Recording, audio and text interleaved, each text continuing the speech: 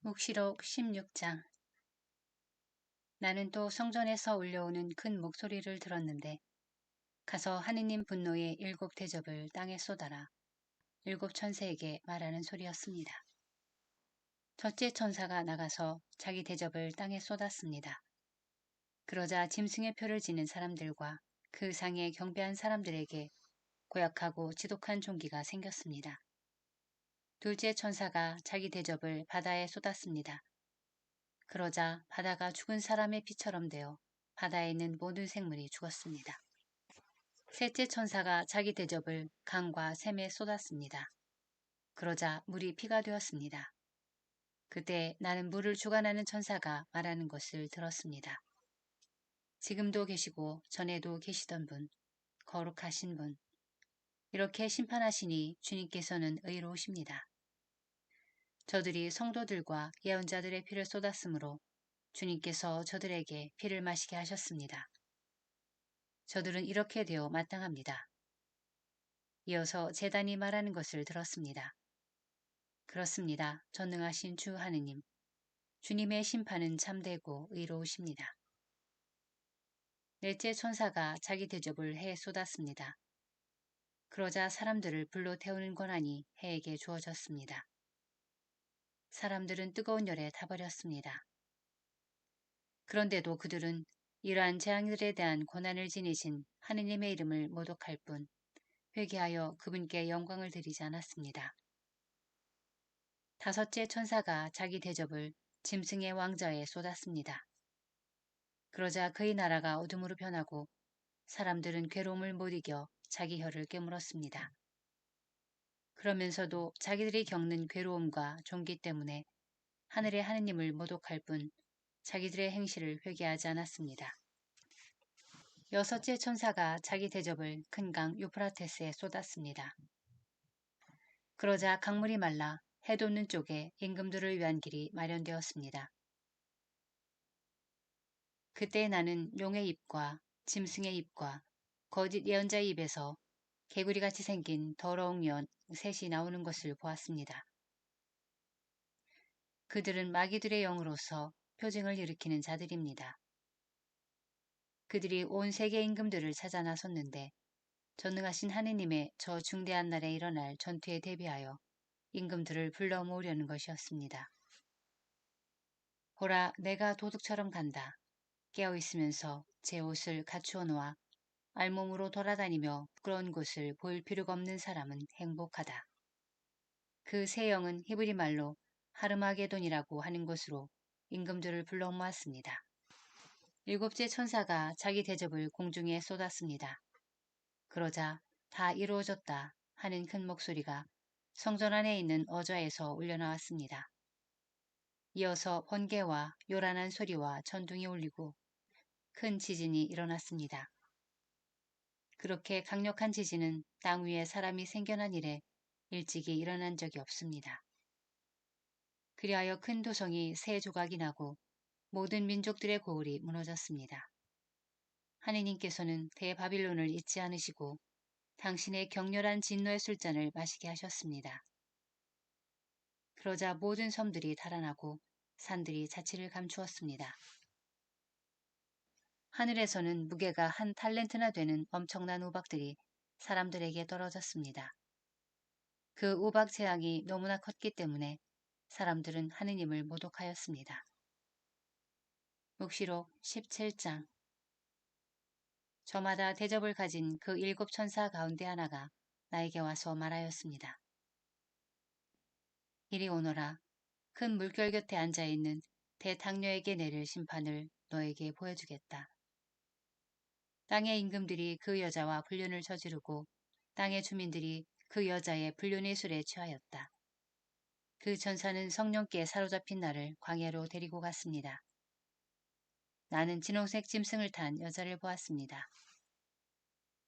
그 짐승의 몸에는 하느님을 모독하는 이름들이 가득한데 머리가 7이고 뿔이 10이었습니다.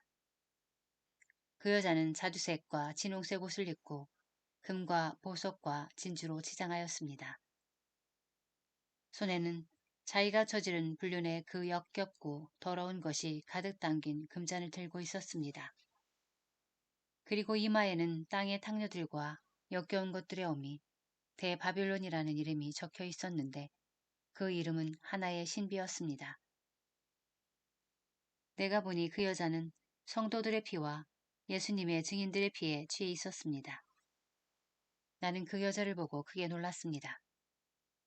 그때 천사가 나에게 말하였습니다. 왜 놀라느냐?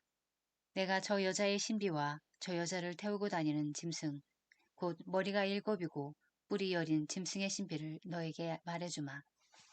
네가 본 그 짐승은 전에는 있었으나 지금은 없다. 그것이 또 지하에서 올라오겠지만 멸망을 향하여 나아갈 따름이다. 땅의 주민들 가운데 세상 창조 때부터 생명의 책에 이름이 기록되지 않은 자들은 그 짐승을 보고 놀랄 것이다. 그것이 전에는 있었지만 지금은 없고 앞으로 또 나타날 것이기 때문이다. 여기에 지혜로운 마음이 필요한 까닭이 있다. 7머리는 그 여자가 타고 앉은 7산이며 또 7임금이다. 5은 이미 쓰러졌고 하나는 지금 살아있으며 다른 하나는 아직 나오지 않았다. 그러나 그가 나오더라도 잠깐밖에 머무르지 못할 것이다.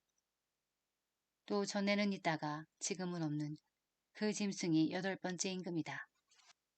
그러나 그는 7 가운데 하나였던 자로서 멸망을 향하여 나아갈 것이다.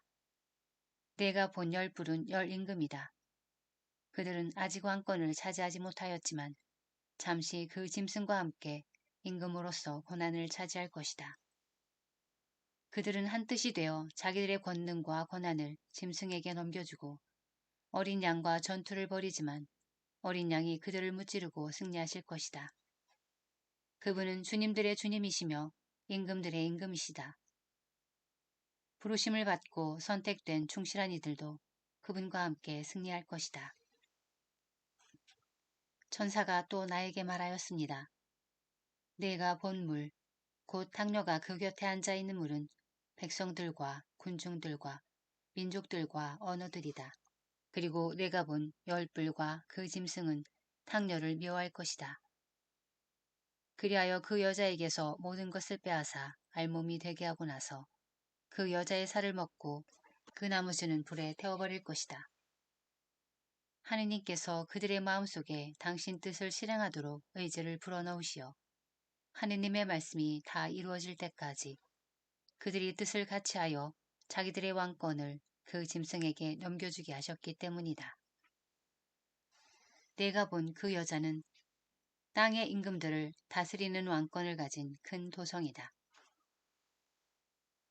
묵시록 18장. 그 뒤에 나는 큰 권한을 가진 다른 천사가 하늘에서 내려오는 것을 보았는데 그의 광채로 땅이 환해졌습니다. 그가 힘찬 소리로 외쳤습니다. 무너졌다, 무너졌다, 대바빌론이. 바빌론이 마귀들의 거처가 되고 온갖 더러운 영들의 속을, 온갖 더러운 새들의 속을, 더럽고 미움받는 온갖 짐승들의 소굴이 되고 말았다. 그 여자의 난잡한 불륜의 술을 모든 민족들이 마시고 땅의 임금들이 그 여자와 불륜을 저질렀으며 땅의 상인들이 그 여자의 사치 덕분에 부자가 되었기 때문이다. 나는 또 하늘에서 울려오는 다른 목소리를 들었습니다. 내 백성아, 그 여자에게서 나와라. 그리하여 그 여자의 죄악에 동참하지 말고 그 여자가 당하는 재앙을 입지 마라. 그 여자의 죄악이 하늘까지 닿아 그 여자의 불의한 짓들을 기억하셨다. 그 여자가 남에게 한 것처럼 되갚아 주어라. 그 여자의 행실을 갑절로 갚아주고 그 여자가 남에게 부어준 잔에 갑절로 독한 술을 부어주어라. 그 여자가 영화와 사치를 누린 그만큼 고통과 슬픔을 그 여자에게 안겨주어라. 그 여자가 마음속으로 나는 여왕 자리에 앉아있는 몸, 과부가 아니니 슬픔도 결코 맛보지 않을 것이다 하고 말하기 때문이다. 그러므로 하루 사이에 여러 재앙이 흑사병과 슬픔과 굶주림이 그 여자에게 닥칠 것이며 마침내 그 여자는 불에 타버릴 것이다. 그 여자를 심판하는 주 하느님은 큰 능력을 지니신 분이시다.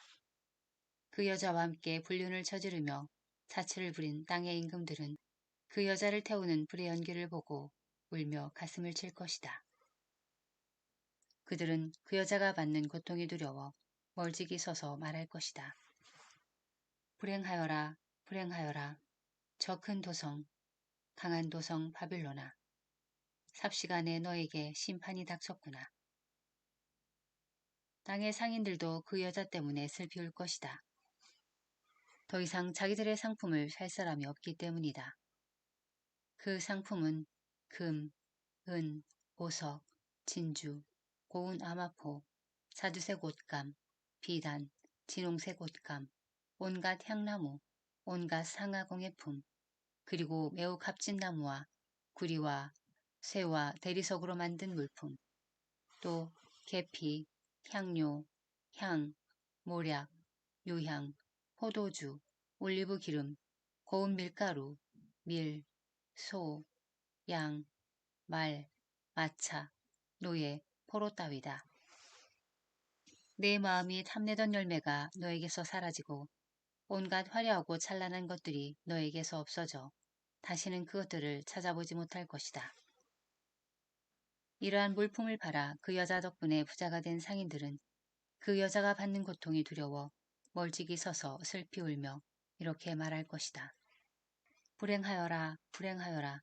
저 큰 도성, 고운 아마포 옷, 자주색과 진홍색 옷을 입고 금과 보석과 진주로 치장했었는데 삽시간에 사라져버렸구나.